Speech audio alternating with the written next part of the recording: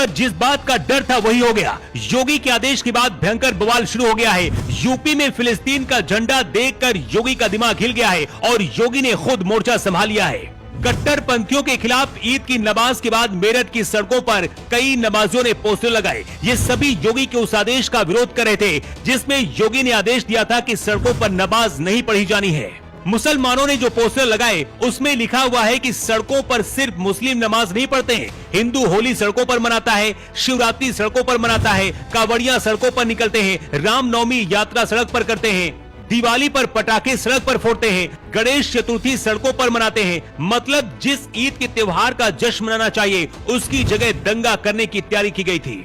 हद तो तब हो गई जब सहारनपुर में ईद की नमाज के बाद मुसलमानों ने फिलिस्तीन का झंडा लहराया।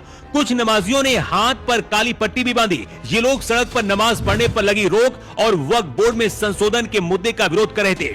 दावा किया जा रहा है कि इस दौरान देश विरोधी नारे भी लगाए जा रहे थे, लेकिन समय रहते योगी की पुलिस ने सभी को कंट्रोल किया।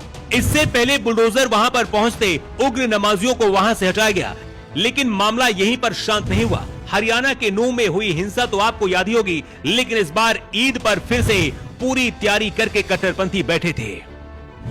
हरियाणा के नूह में विवाद इतना बढ़ गया कि लात घुसे और लाठी डंडे चले। इस विवाद में बताया जा रहा है कि 12 से ज्यादा लोग घायल हुए।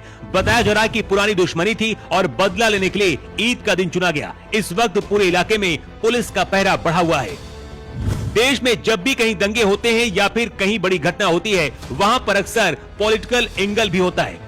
योगी को ये बात पहले से पता थी कि ईद के मौके पर कट्टरपंथी कुछ भी कर सकते हैं और अगर नवरात्रि के मौके पर कुछ अशुभ हुआ तो योगी का बुलडोजर किसी को नहीं छोड़ने वाला है। नवरात्रि के मौके पर योगी ने जिस तरह से ईद पर पाबंदियां लगाई हैं, अखिलेश यादव भी भड़क गए हैं। अखिलेश यादव लखनऊ की ऐशबाग ईदगाह में ईद की नमाज में शामिल होने के लिए पहुंचे।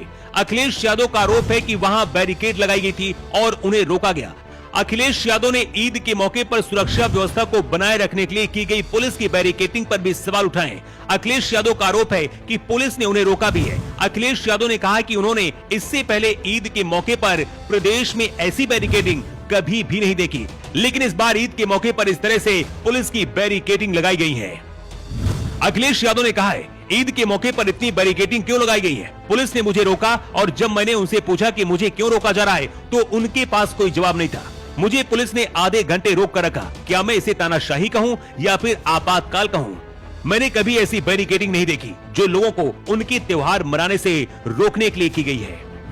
अखिलेश यादव ने पुलिस सुरक्षा पर सवाल उठाए। अगर सुरक्षा ना होती तो सवाल उठाते, लेकिन अगर कोई बड़ी घटना या फिर दंगा यूपी में हुआ तो क्या अखिलेश यादव उसकी जिम्मेदारी लेंगे? संभल में भी इसी तरह से हिंसा हुई थी। संभल में योगी की कार्रवाई पर भी अखिलेश यादव और सपा ने सवाल उठाया था। ऐसे में क्या एक विशेष धर्म के लोगों के लिए ही अब सपा काम कर रही है? अगर आप भूल गए हो तो आपको वो दिन याद दिला देते हैं जब नमाज पढ़ने के लिए शहरों को ब्लॉक कर दिया जाता था, सड़कों पर नमाज और ताजिया निकाला जाता। लेकिन इस बार योगी आदित्यनाथ ने पूरे यूपी में बड़े बड़े अधिकारियों को आदेश देकर अलर्ट कर दिया है।